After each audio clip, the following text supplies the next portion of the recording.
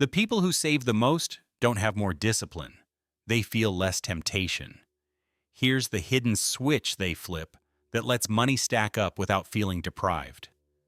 You know that weird guilt loop where you promise to be good, skip the latte, then buy takeout twice because you're exhausted and the discount code expires tonight? That's not a character flaw. It's a system problem. You're trying to out-muscle a machine that's designed to make you spend one-click checkouts, flash timers, only 3 left, rewards points that nudge you at midnight. Your brain is fighting a casino. No wonder it feels like deprivation.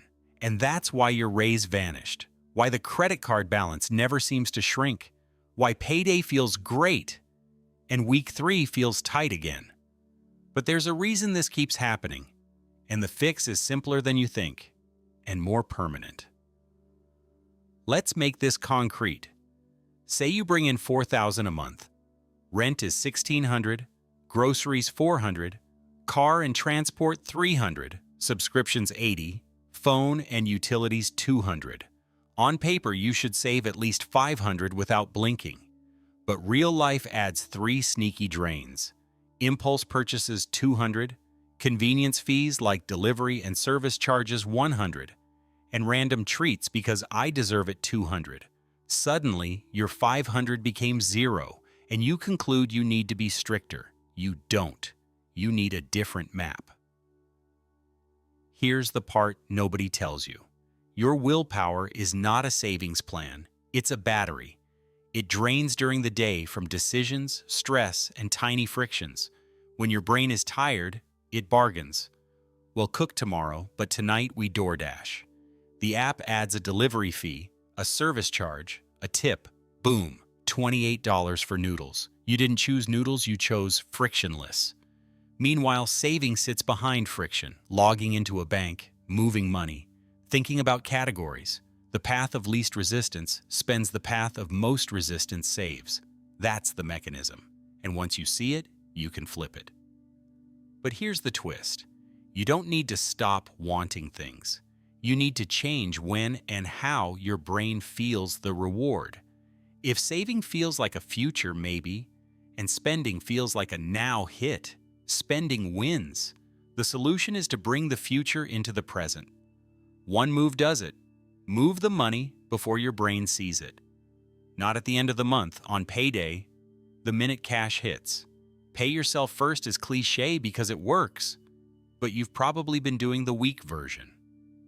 Strong version.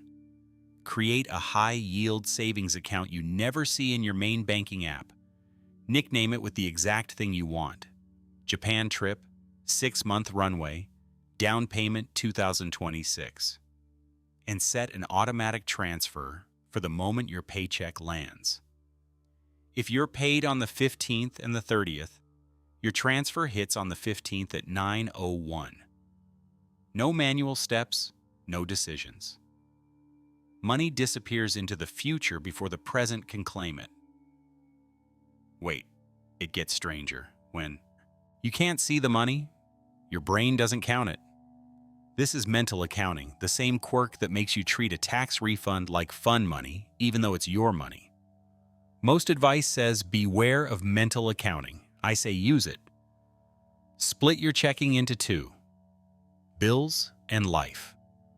Bills handles rent, utilities, debt payments, predictable stuff. Life covers groceries, gas, dining out, gifts, and all the I feel like it purchases. Calculate your average monthly bills, divide by 2 or 4 depending on pay schedule, and feed that account automatically. Everything else flows into life. You just created a fence around your essentials without ever saying no to yourself. You didn't get stricter, you got smarter. But there's a catch. Your life money still leaks. This is where you add gentle friction. Remove saved cards from browsers and shopping apps. Yes, I know that sounds small. Small is the point.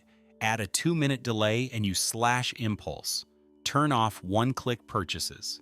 Require a passcode for any spend over a certain amount. Use a virtual card with a weekly cap for restaurants so when it's gone without you babysitting. Place Uber Eats and Amazon on page 3 of your phone and move your grocery list and bank app to page 1. You're not blocking yourself. You're making spending deliberate and saving automatic. Friction on the right side. Here's the part that changed everything for me. Instead of cutting every joy, add a joy line, an actual, intentional fun that you must spend. Pick an amount you can sustain, even if it's $25 a week. Spend it guilt-free on anything that makes today better. The cafe pastry, the new plant, the movie ticket. Why? Because if you don't feed joy on purpose, your brain will binge later. Controlled indulgence now prevents blowouts later.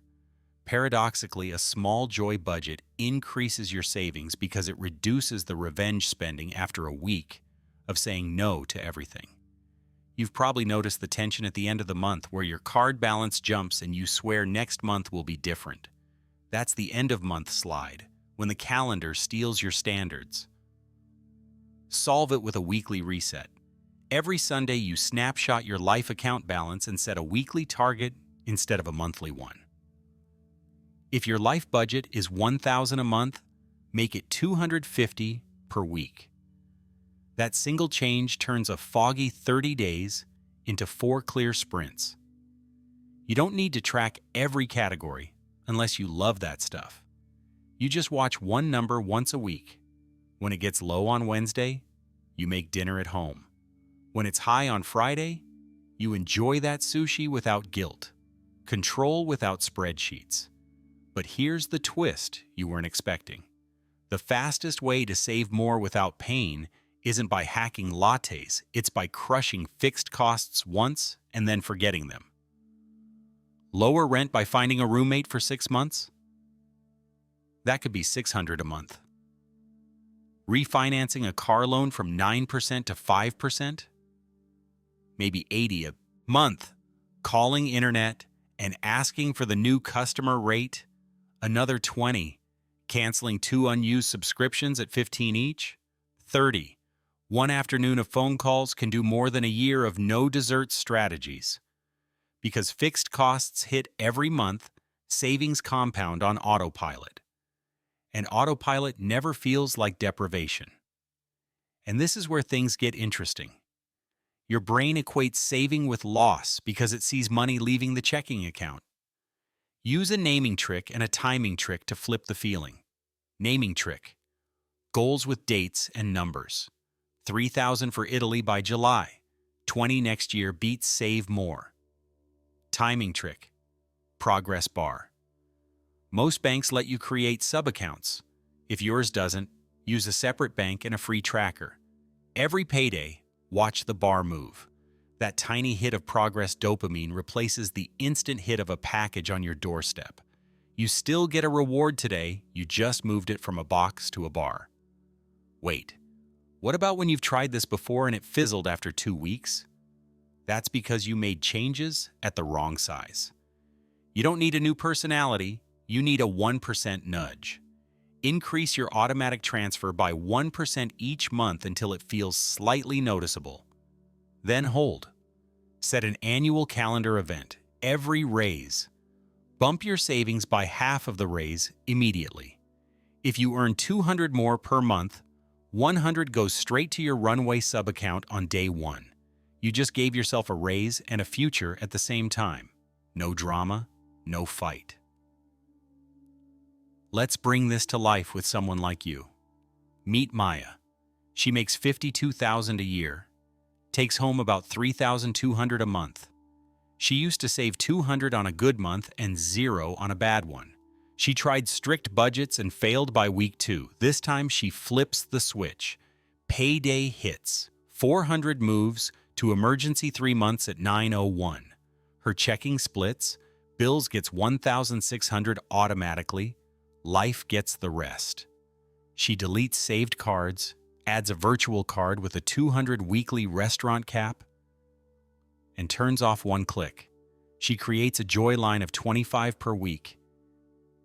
And every Sunday she checks one number, life balance.